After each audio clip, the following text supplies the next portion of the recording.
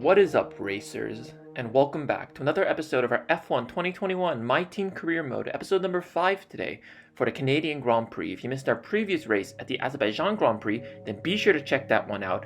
Not the best race on paper, but considering our previous run of form, it's a good result. We're improving and we've beat Alfa Romeo, which is an important thing because they're our rivals in the constructors. But as you can see, development doesn't stop as we're investing not only in a chassis team building, I believe, but also a minor ICE durability upgrade, and we invested in the ICE build quality control department. Unfortunately, we could have used some quality control of chassis because our major weight reduction upgrade failed, which means we'll be entering the Canadian Grand Prix with no upgrades. And we're still the third worst team on the grid, having lost the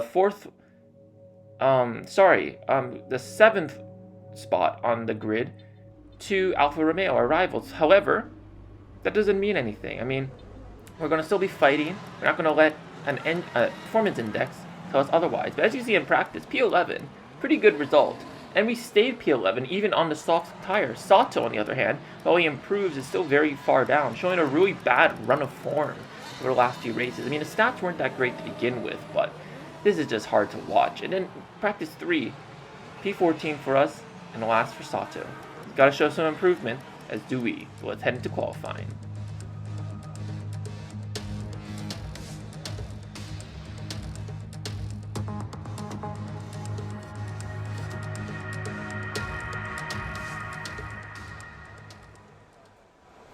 And here we are, ready to race. Unfortunately, I forgot to show the setup that I'm running, but I believe I'm running probably either the balance setup or like the one just above that. But anyway, through the Wall of Champions to go on our first flying lap. And we have front wing damage. This will be a major performance impact unless you box for a new one. That's unfortunate. I mean, I keep forgetting, the F1 2021, the curbs are so deadly sometimes. And I mean, it's a little inconsistent about how to run each curb, but it is kind of realistic in that sense, so can we complain? Not really.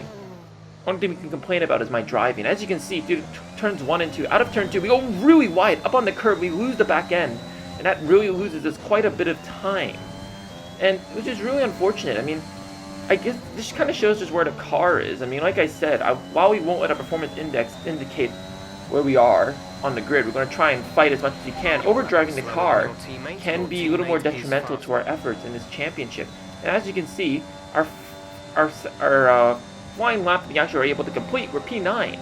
And we decided to go for another one because I think we can do better. Canada is usually a track that I go well around. And as you can see, Sato, our teammate, passed us. So I thought maybe we'll use a little cheeky tactic like the real F1 teams use, to use their teammate as a bit of slipstream. Unfortunately, Sato is so slow. While we did gain a bit of time on the first DRS straight between turn 7 and 8, down the long straight towards the chicane to the Wall of Champions, Sato's so slow and he just won't let us pass. And yeah, we lose it again on those curves. Wing is damaged. Expect a lot of understeer. On F1 2020, that wasn't an issue. So seeing me spin out all there, like, that's usually the line I took, but I guess now I'm going to have to compromise. And it didn't really help that we were stuck in the dirty air of Sato because we were so close to him and he wouldn't let us by. But P11 in the end, which seems to be our favorite position, Sato's down in P21.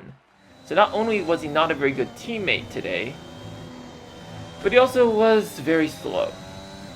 Not really helping his chances of the team, and I'm starting to regret Toyota's executive order to sign him. But anyway, through our first lap of Q2, pretty good through those sections. We did kind of hit the wall a little bit, but we gained some of the time, and we're so slow out of the Wall of Champions chicane because I just don't know how to take it. I don't want to spin out again. But we end up P5, which is pretty good, but we went out at the beginning of the session, so we're down in P12 right now. So we've really got to pull one out of the bag. As you go into turns 1 and 2, a little wide, but as you come out of turn 2, Pierre Gasly's popping out of the pit lane, ready for a flying lap, and he won't let us pass. What is going on? He gives us we made contact with him. I could have given him a little more space, but I expected him to move off because, well, he's on an out lap, and I'm on a flying lap. So he should have yielded a bit. As you head through the hairpin of turn 10, and we gain a lot of time through there. We put in 2 red sectors. However, as we make it through the Wall of Champions chicane, sorry about that, he powered on the straight, DRS wide open, but he back up to P9. which just seems to be where our car is. But we go out for another flying lap, and this turns out to be my best lap, so we'll commentate the whole thing through turns 1 and 2, the fast left and right of the circuit Gilles Villeneuve. Through turn 3 and 4 now, another quick chicane. Quick change of direction to go around the kink of turn 5 into the chicane of turn 6, 7. This track has a lot of these snaking corners, which don't really provide the best opportunities for overtaking, but you can follow, which is really good.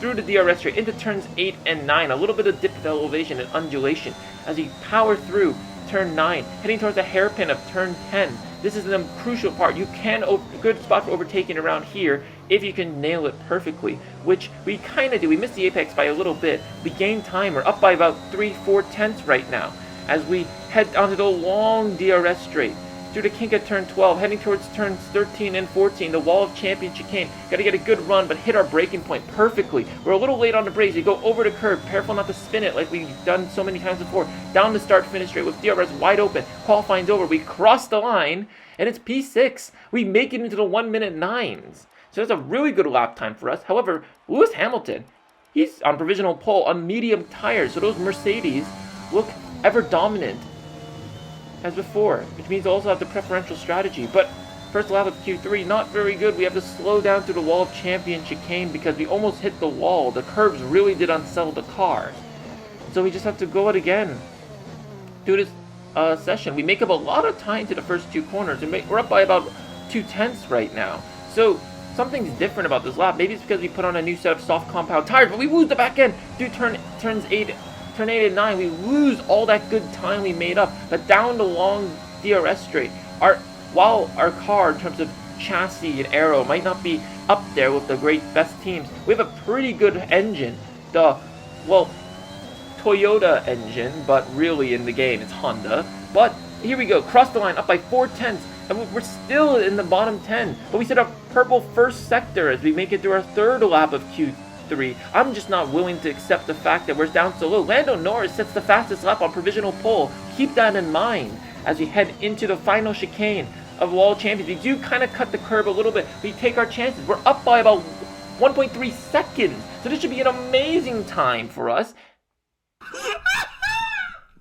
And Lando Norris, I apologize for that.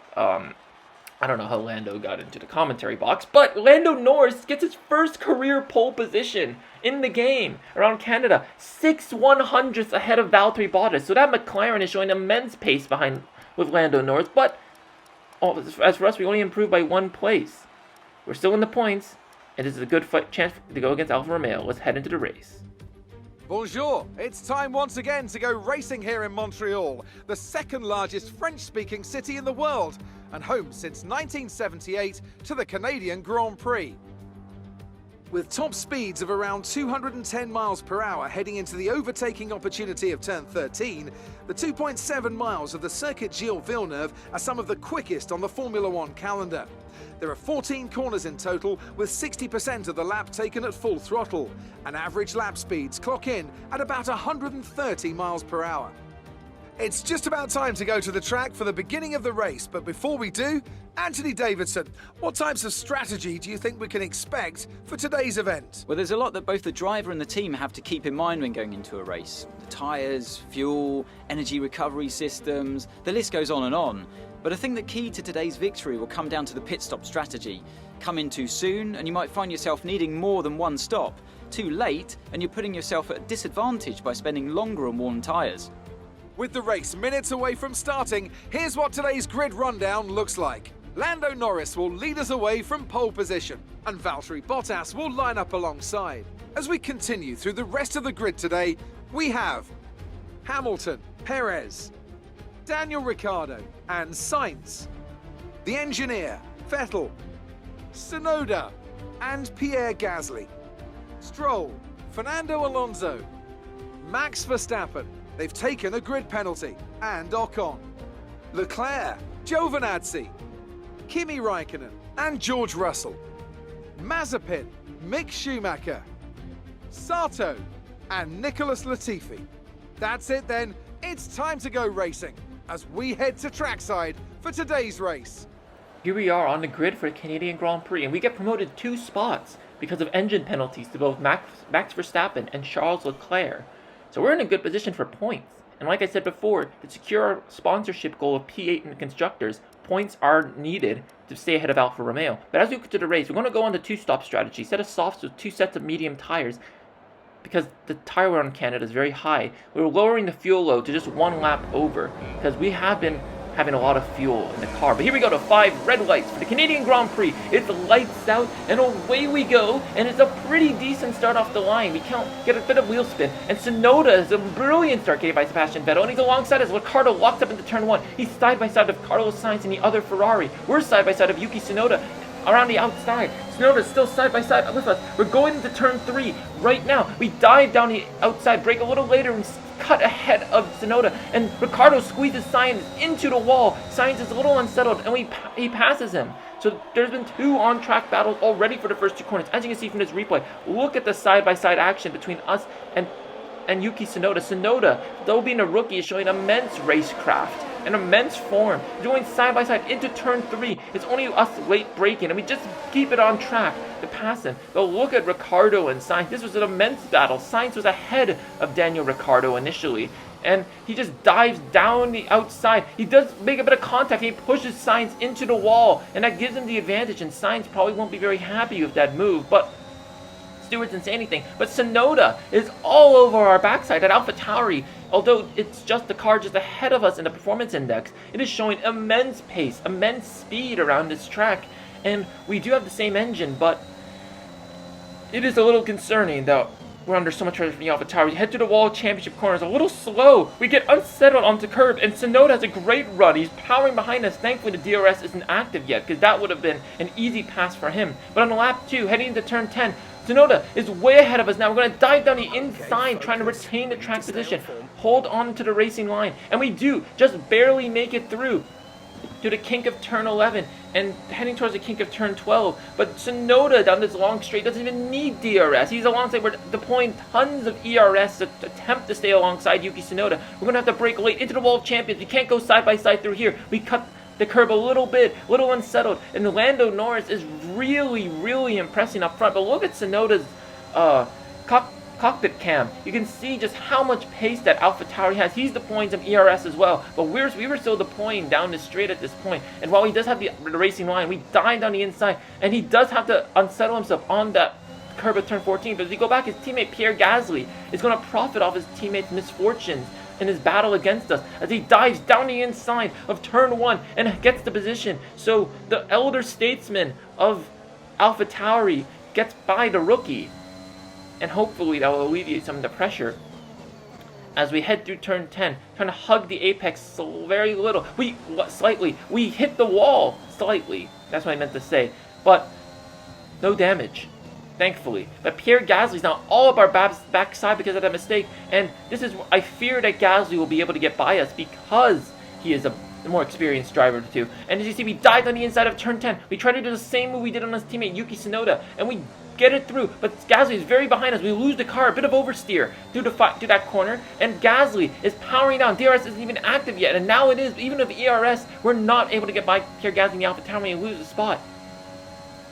So that's 8 points. I think that's 8 points off the card, but now we're in the position for 4 points, which is still points all the same, but Tsunoda is now all over us now. Now we're back to that battle again under immense pressure from our fellow Japanese driver. We go through turn 1 into turn 2, trying to hold on. We go a little wide, but we're trying to squeeze out, park the car on the apex, and we get the move done easy onto lap 6, and there's a yellow flag ahead. And Gasly, is the guy Gasly going slow? There's smoke coming out of the AlphaTauri. So we just get a stroke of luck. So Gasly is able to get by, and Gasly is out of this race with an engine fault, and we make it through. So while this is very good for us, it does have us get a little concerned because we do have the Honda engine in game. So considering that, I believe Max Verstappen and Gasly and Tsunoda actually has all had engine penalties, has all had DNFs. doesn't bode well for the reliability of our engine. Right now we're under, but however, we can't rest on our laurels of getting past Pierre Gasly because now we're under threat from Sebastian Vettel. If there's one driver you don't want behind you at any moment, it's Sebastian Vettel. And Aston Martin in the game at this moment is the third best car in the grid, though it's going to be even harder to defend against compared to the Alpha Tires. He died on the inside of turn 10, and Vettel, he's looking immensely pacey. This is quite concerning. We're going to lose the position to Vettel. So, but I've had enough of yielding positions to these better teams. We're just going to have to hold on. But at the moment, we're going to dive into the pit lane for our first set of medium tires, and Vettel is pitting behind us. So this is going to be an ongoing battle with Sebastian Vettel, the 4-time world champion. As we head into the pit lane, Vettel pits. We need to get a quick stop in order to stay ahead of him. Come on, boys, give us something good. And it's about a 2.4 second pit stop. Pretty average and pretty good all the same. And we still are ahead of Vettel. So this is good for our hopes for a Constructors' Championship of getting some points. Because everyone else ahead of us is going to have to pit as well because they're all on the soft compound tire. So, we just got to keep it clean and ahead of Vettel, which is easier said than done. As everyone starts to pit now with Leclerc, Verstappen goes onto the hard compound. That being said, he probably was trying to do a different strategy because of how far behind he is. And now we're behind our teammate Sato, who's again going slow through turns 10. Hopefully the team gives him the team orders and we got them through. But Sato squeezes us out onto the grass. What is he doing? We're on the better strategy. We're in a better position to get points. What is he doing fighting us that hard? To manage this, we'll need to lower our ERS deployment mode. And as you hear from Jeff, we do have starting to get some reliability issues. Our engine component is getting worn, so verifying the doubts I had about the Honda engine. But look at Sato. What is he doing? Squeezing us out onto the track off the track like that. We're in a position to get points here. I'm your team boss too. You don't want to be fighting me that hard, but we go a little squirrely onto the first DRS straight into turn 8, and Vettel's alongside us. We brake a little later, and we're behind Nicholas Latifi right now, so hopefully we can use this Williams as a bit of a blockade between myself and Vettel. As we're going to dive down the inside of turn 10, we brake late into the corner, get on the apex, down the inside line. Latifi leaves us the space, and we make it through, but Vettel himself makes it through, so the hole we made by getting past Latifi was one that Vettel exploited. But now we're going to dive down the inside of Nikita Mazepin into turn 5. Beautiful move on our part. Turn 6. That was probably the best move of the race.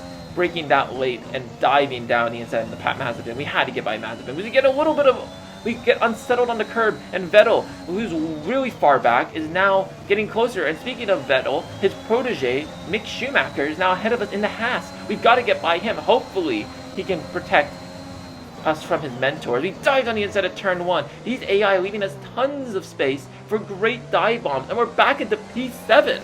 Remember, we were in P8 when Gasly passed us, so we're back in the position that we started in, so this is great. But unfortunately, there's a huge gap between myself and the Ferrari of Carlos Sainz, which means that we're not going to get any slipstream, and no DRS, and no more blockades, as we're down into the 15% range for the ERS, and Vettel is going to be pressuring us so much as he goes down the inside.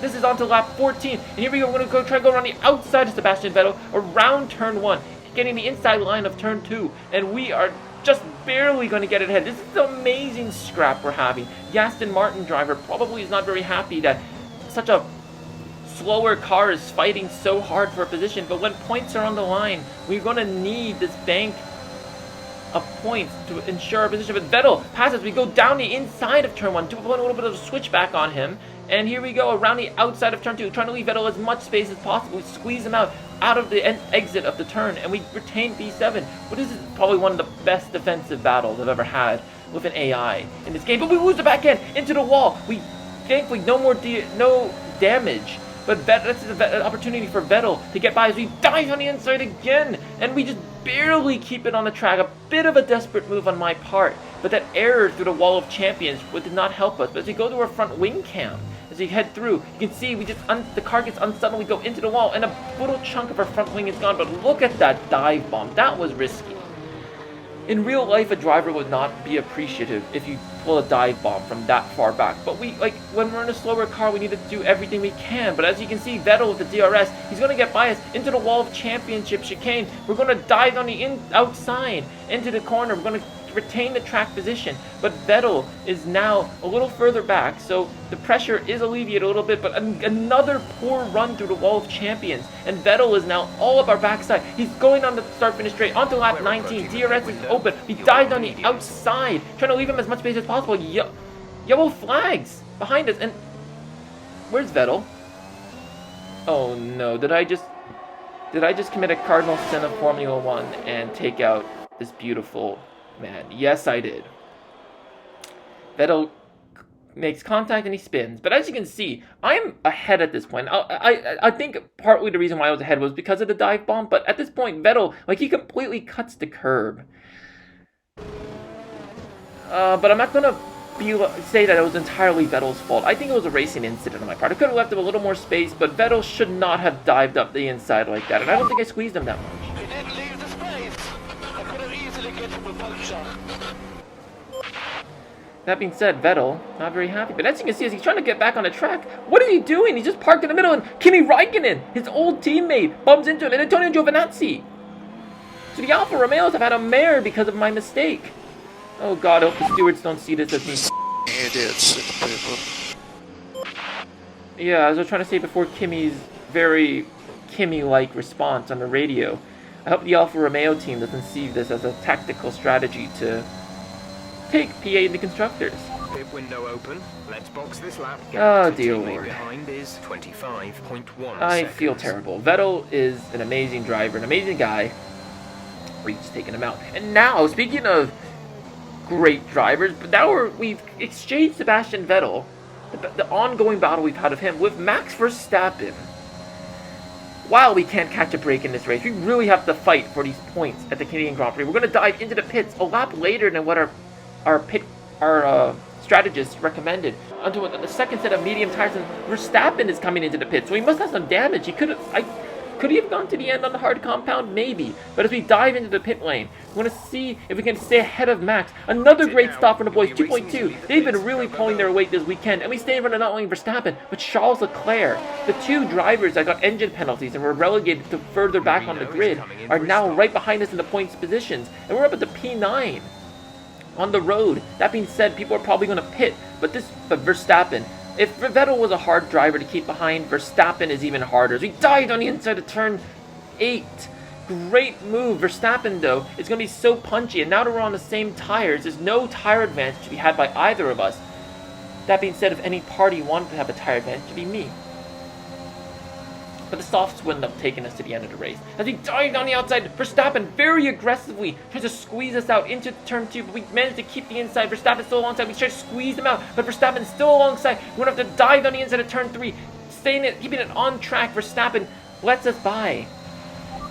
So this battle is just like, I haven't been able to enjoy the points position we're in. We're up in the P7 again. As he tried to squeeze Verstappen again, but Verstappen keeps getting great exits out of turn 2 into turn 3 now. He made contact, but he raised a hand, and I think Verstappen was a little aggressive. I couldn't find in the replay exactly what happened, but I think Verstappen just made some contact with us, and yeah, there's nothing we can really do about that. On to lap 30, towards lap 26, we have a poor run to the corner, and Verstappen with the DRS is alongside, but Leclerc is getting in on the battle. We're going to go 3 wide into turn 1. We get booted by Verstappen. Verstappen boots us. We're able to keep it on the track and ahead of both the drivers, and that could have been very, very bad for many of us. Let's watch this replay. As you can see, terrible run to the wall chicane. Sorry, to the wall of champions. The chicane of the wall of champions. As you can see, Verstappen just boots us. We lose the back end, and we almost go right into Charles Leclerc. So Verstappen almost took out 2 of his competitors right here. As you can see, booted by Verstappen, who takes the Vettel line. And just, we made contact with the left front end plate of Leclerc's front wing. And Verstappen's not going to be very happy with that, because while he did punt us, he then not only lost the position to us, but lose the position to Charles Leclerc, who, it was the innocent bystander in all this, I will have to say. And Verstappen loses 2 positions. So he's going to be extremely trying to fight us very hard. On to lap 27 now. Leclerc goes on the inside of turn 8. We're going to dive down the outside to get the inside. We kind of, we cut the corner there.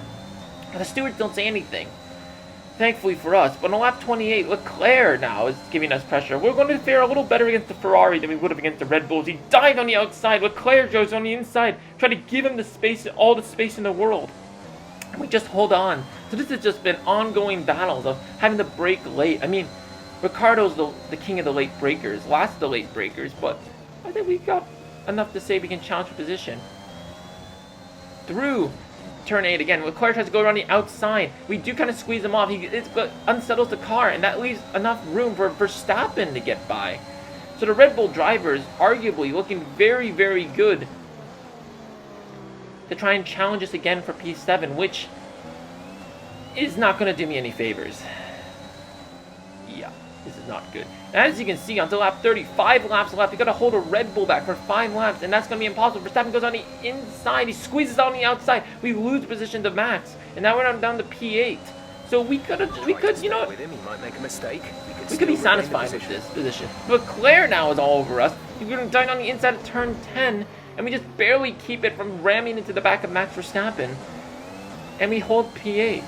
But we're not satisfied at P8, honestly. Like, listen, we're going to need as many points as possible. While there are many races left in this season, there's no doubt that we're going to have to take some engine penalties ourselves, considering the reliability of the Honda engine. So we're going to have to take the position back. We're going to dive on the inside of Max Verstappen, hopefully trying not to make any contact with him, as we did with Vettel. And we're just millimeters apart. And we hold on to position, but Verstappen is still outside us. There's 2 laps. Actually, we're on the last lap of this race. I just realized. And, no. Oh dear, did I didn't just do it again, did I? Let's look at the replay. As you see, Max Verstappen and myself side by side through turn 2. Verstappen gets a great exit and more grip on the racing line. But as he go down the okay, that's a racing incident, but I'm going to put it more on Max, and I'll explain later after you check in on his radio. What an idiot! What an idiot! Yeah, I mean, listen, like, unlike with Vettel, where I dive bombed him, and that was how I kind of got ahead into the corner of turn 1. Here, I'm clearly ahead heading to turn 3, and Verstappen's off the track.